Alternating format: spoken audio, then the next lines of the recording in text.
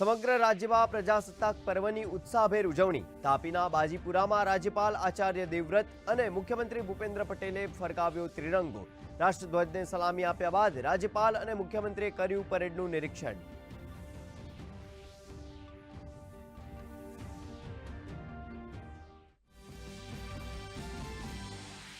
અંબાજીમાં આરોગ્ય મંત્રી ઋષિકેશ પટેલ તો ગાંધીનગરમાં હર્ષ સંઘવીએ કર્યું ધ્વજવંદન.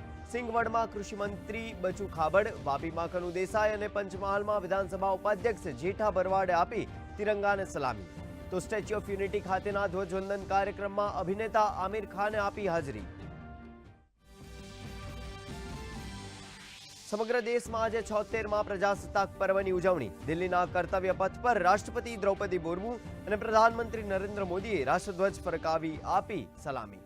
ઇન્ડોનેશિયાના રાષ્ટ્રપતિ બન્યા મુખ્ય મહેમાન. પથ પર ભારતીય સંસ્કૃતિ અને સેનાનું થયું શક્તિ પ્રદર્શન.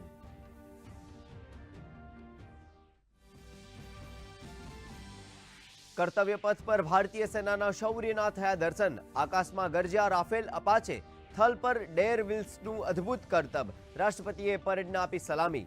સુપર હર્ક્યુલસથી લઈને મિગ 29 સુધી ભારતની શૌર્યગાથા જોઈ ભારતીયોના દિલ થયા ગદગદ.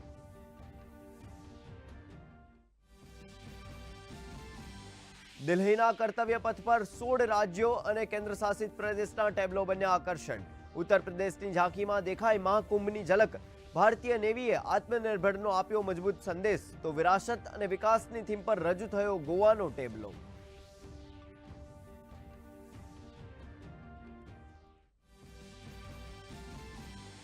ગુજરાતના ગૌરવવંતા ટેબ્લોમાં જોવા મળી ઐતિહાસિક તેમજ સાંસ્કૃતિક વારસાની ઝલક. ટેબ્લોમાં Vadnagar, Statue of Unity, Atal બ્રિજનો સમાવેશ, સાથે જ સંરક્ષણ, ટેકનોલોજી અને મેન્યુફેક્ચરિંગ ક્ષેત્રે રાજ્યની આત્મનિર્ભરતાનું થયું પ્રદર્શન. મણિયારા રાસ સાથે જીવંત થઈ ગુજરાતની સંસ્કૃતિ.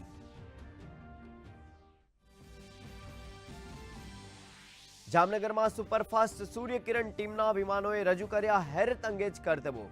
આકાશમાં તિરંગો લહેરાવતા વિમાનો પસાર થતા જોઈ શહેરીજનોએ લગાવ્યા દેશભક્તિના નારા.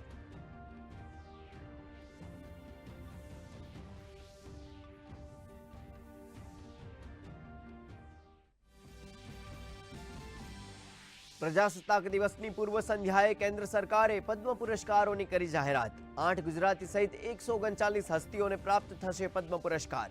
કુમુદિની લાખિયાને પદ્મ વિભૂષણ, પંકજ પટેલને પદ્મભૂષણ, તો ચંદ્રકાંત શેઠ, ચંદ્રકાંત સોમપુરા, સુરેશ સોની, તુષાર શુક્લને પદ્મશ્રીની જાહેરાત.